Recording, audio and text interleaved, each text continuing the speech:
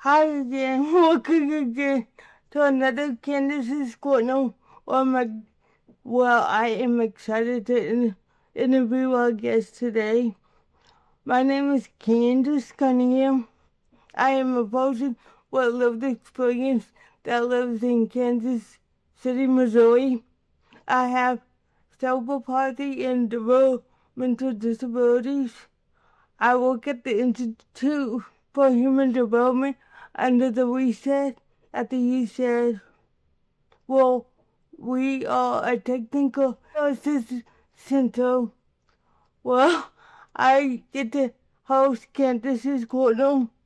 Candace's Corner is a podcast series where I get to interview leaders from across the state that talks about key issues that are affecting the disability communities.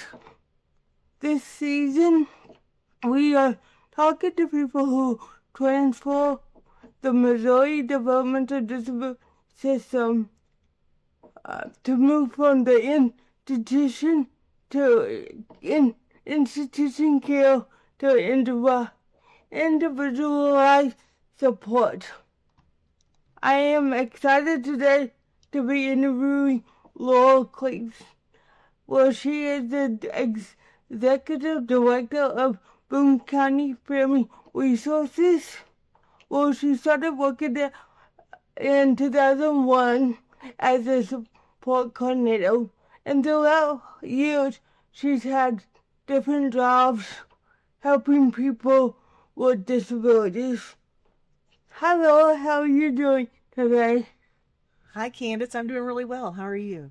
Good. Thank you for joining me today.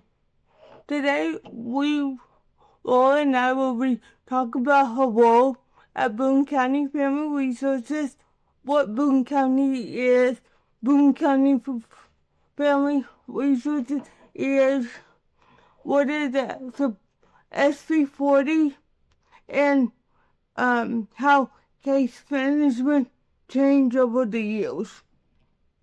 So, Laura, could you tell us about your journey in your career in the disability field? Absolutely. I'd be happy to. So, I went to Drury University and got a degree in sociology.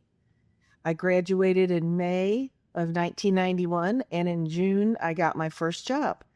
And it was with an agency called Willow's Way in St. Charles. It was a very small agency at the time. They had one ISL, and I worked in it. Now they're very large. It's very cool to see their journey. And I've pretty much been in developmental disability field ever since. I worked there a few years and then moved to Columbia to work for the state of Missouri at the Central Missouri Regional Office as a case manager. And then I came to Boone County in 2001. Boone County Family Resources, I should say. And so I started as a support coordinator and then became a supervisor in support coordination. And then I was tapped to be the director of supported living at a time when that program needed some assistance. So I did that for a couple of years, kind of helped get that program stabilized the leadership, and then was offered associate director, and then in 2021 executive director. Congratulations. Well, thank you very much. I've loved it, really. Yes. And I know you said for the Boone County Family Resources you worked in supported living. What else does Boone County Family Resources offer to people? Yes, we offer, we have three main programs. One, obviously, we just talked about our residential program. We serve 33 adults who live in their own apartments and get staff support as they need it. And then we have something called Life and Work Connections. And those are staff who can provide training in how to live on your own, how to get and keep a job. They do some classes on like how to get your driver's permit. There's a large focus on young adults transitioning from high school into the adult world, and what are they going to do to give their lives meaning? What do they want to do? and a lot of planning that goes in during that period of life is very busy. Yeah. Oh, And then our third program is what we're talking about today, I think for the most part, is our support coordination program. We call that family and community living support. And in that program, we serve over 2,300 individuals throughout Boone County. that's awesome. Wow. And I know recently Boone County celebrated the 50-year anniversary. Can you tell us about the history of the organization and why this milestone is important? Absolutely. And actually, just a little correction, we're going to celebrate 50 next year. In April, we're going to have an open house, and it will be 50 years since the Senate Bill 40 law that was passed in 1969 in Missouri was then basically implemented in Boone County. The voters got to vote it in, and so that was a big time for the county. That was in 1976, and then in 1993, they went back to the taxpayers, Boone County Family Resources did, and got an increase in the property tax. And that was also a big deal. The very first thing we did as an agency when we got funding was open a group home for 8 ladies. And that was the entirety of the agency. We were called Boone County Group Homes then. And then we added our Life and Work Connections, Life and Work Skills Training. And then the last program we offered, the large program, was our Family Support Program. And that started in 1991. And I did the research too. And why was it only ladies? Do you know that? I don't know, except that a lot of parents were actually part of getting the word out for the first property tax to come off the ballot, and they were parents of a lot of the ladies who moved in. And at the time, again, this was in the 70s, so I don't think it was really well thought of for men and women to cohabitate in the same house. So I think, attitudes have changed over time, but at the time it was 8 ladies. That's pretty awesome. Do you know if they're still around, the 8 ladies that, do you know? We do know. In fact, we're going to invite, unfortunately, several have passed away since then, but we're going to invite the remaining ladies to the open house and ask them if they want to say a few words. Some might not. Either way is totally fine. So yeah, we have kept in touch because they were all Boone County citizens.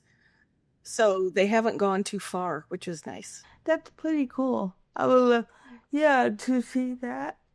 And you also talk about you guys, and you have been a support coordinator and provide that. What is support coordination? That is a really good question because it can mean a lot of things. And it's all about people with developmental disabilities and their families, the people who care for them, and what they want for their lives. So support coordination is a lot of things. It's working really collaboratively with the person and their chosen, either their family or friends, whoever they want, if they want anyone to help them. Any agencies that they would like to work with or are interested in. And, it starts from the beginning. What services we ask? What services are you interested in? If and when they choose what's available in the area, then we connect them with services. Sometimes we fund them. Sometimes we find alternate funding. But either way, then we check in with them regularly, quarterly or more often, depending on the service, to make sure that it's working for them, that they still like it, feel like it's valuable.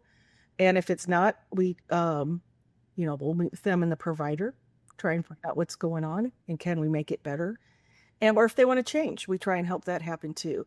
So it can be a lot because we work with little kids who are still at home with their parents. So their parents are making most of their life decisions. And they might need help finding a therapist who's like maybe a speech therapist who has a lot of experience working with a child with autism. That's a very specific need. And so our coordinators can get very specialized information in the area. And then we might work with teenagers, again, who are planning what are they going to do once they get out of high school. And then we work with adults some of whom want jobs in the community. Some want to work in, want to go to a day program. And there's a lot of choices in between there as well. There's personal care attendants. There's different things they can do to really make it an individualized plan. It's a plan that's held every year, but it's not written in stone every year. It's a fluid plan if they want to make changes.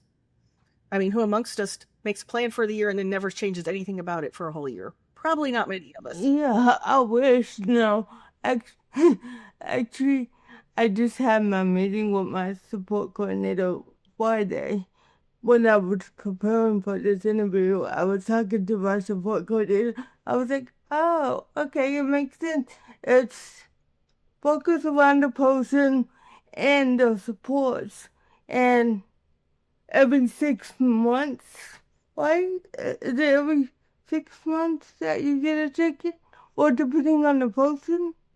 It does really depend. The actual formal plan meeting is held once a year, but sometimes most people will contact either every quarter, or if they're receiving residential services, we go see them face to face every month to ensure those services are working for them. Because residential is a very intensive service, and they're very much helping people with the most kind of intimate parts of their lives. We need to make sure those services are being delivered in a high quality way, in a way that the individual finds acceptable. Before support coordination, what what services or supports were available for people with disabilities, if any? Well, I can say probably not the greatest. At the time, it was what people knew, so I don't want to slam the people of the past. I'm sure they were what they thought was best. Um, but a lot of parents were told there's nothing for your child, you should put them in an institution. If somebody was born, for example, just with Down syndrome, something that could tell right away this person will have a disability for life. Oh, you're not going to know how to take care of them. You might as well put them in an institution. I don't know how many years that went on because families didn't love that idea. And a lot of families did not do that. A lot of families did because they didn't know what else to do. And then over time, people realized that people are being segregated, that services are not better when people are segregated from society. And there's 100 reasons why that wasn't a great idea for people. And so schools became much more educated themselves about how to educate people with disabilities. And not everybody needs to be shoved in the same classroom. Not everybody learns the same way. So I really think, honestly, for every student, it's kind of revolutionary because disability or no, not everybody learns the same. So we've come a long way in that area, both educationally and with in-home supports. Because the old days there really weren't very many in-home supports. Yeah. And nowadays you can have like a Alexa or a remote support, and that's how they check on you and not somebody coming in every day.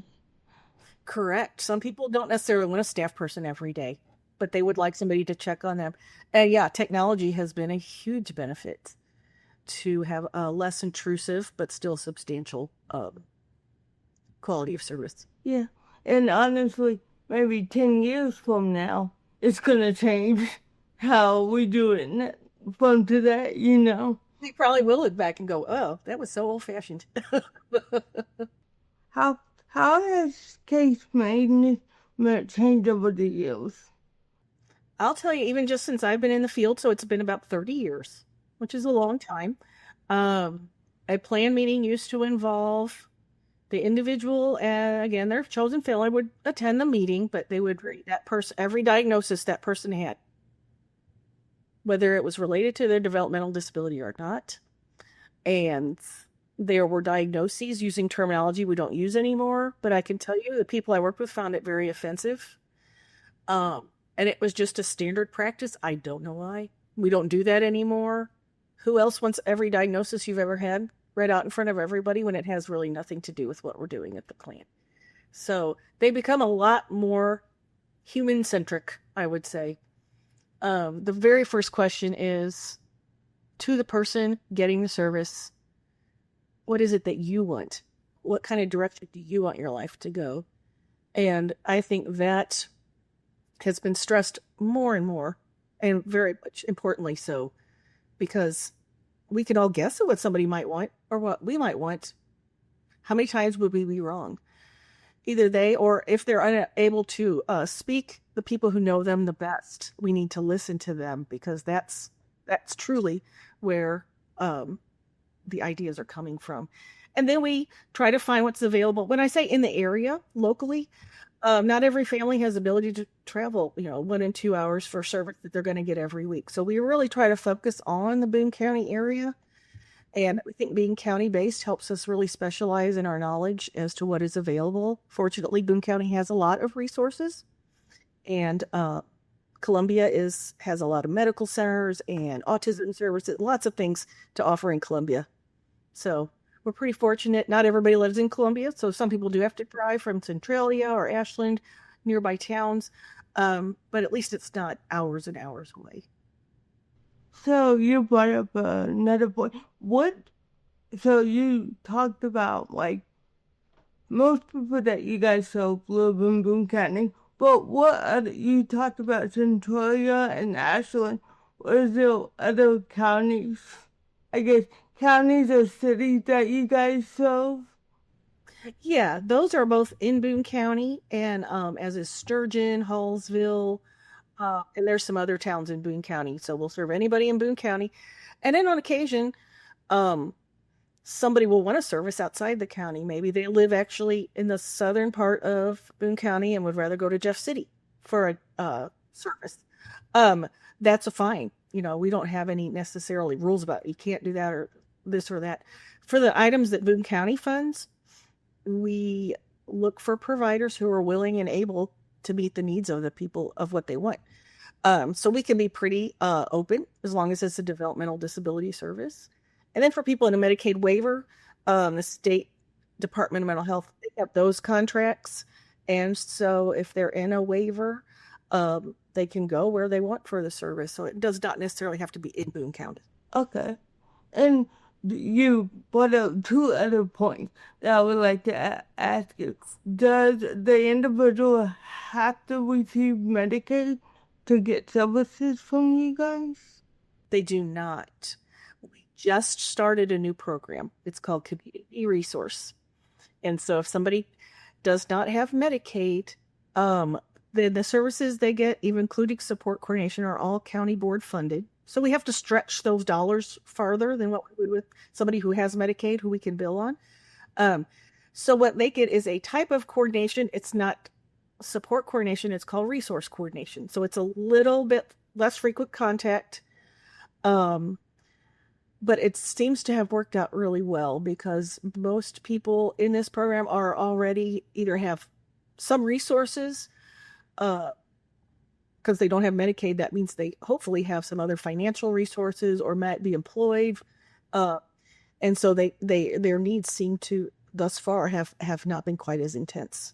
So it's working out pretty good so far. We just started that in July. Those are all the questions I had for you, Laura. Would you like to recap? Yes, I would just wanted to say too, because the Senate Bill 40 is what created the county boards. We kind of try to use the term county boards now because there have been other Senate bills with the number 40 in Missouri over time. And so we try to focus on county boards. They were originally created with language that said it's for group homes and shelter workshops and related services. And at the time, those were two very modern ideas. That's what you had. And there are still people who live in group homes and go to shelter workshops, and that's great. It's a choice. The fact is, more choices have developed. And I think that's the important thing, is that people can still choose that, or they can choose something else. And we really focus on, I think one of the big things that have changed is we really focus on jobs. We start talking to kids about employment when they're still in school. The schools are a lot better about bringing it up early. Vocational rehabilitation gets on board. If somebody wants a job, we want to find them a job. And we do contract with vocational rehabilitation to try and help people find jobs too. Yeah, that's awesome. Thank you, Laura. You're welcome, Candace. So, um, thank you for coming on this interview today to talk about support coordination and the history of Boone County Family Resources and the services that you guys provide. And um, I appreciate learning from you, and I look forward to see what the next 50 years bring you guys. I do too. Thank you so much.